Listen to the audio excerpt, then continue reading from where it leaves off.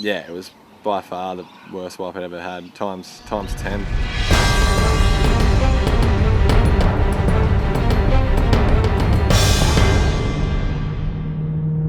All I was thinking was get in nice and early and then pick your line, you should be right. And as I was going down, when I bottom turned, I just fell onto my gut somehow.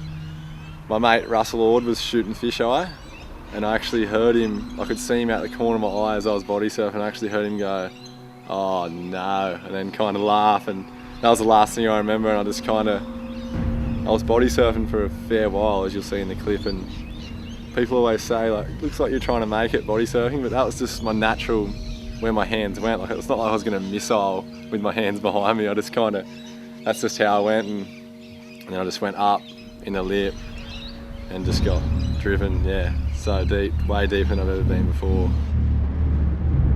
When I was getting driven, yeah, the pressure on my head was just crazy. I've never felt that sort of pressure before, and just felt like someone was kind of stomping on my head, and it was like a crazy headache. And when I was under there, I was just thinking, like, don't pass out from the pressure sort of thing. It was just getting that intense, like a headache.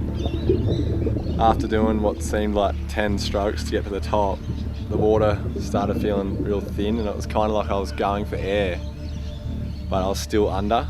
It just like the water because I went from so deep with all the pressure, felt like I was getting close to the surface, it was almost like my head was out of water, but when I'd go to suck, I was still in all this foam.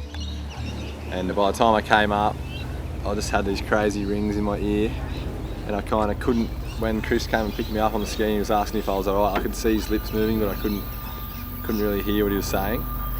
And yeah, I had blood coming out my nose, and it turned out I'd perforated an eardrum. So that was it for the session.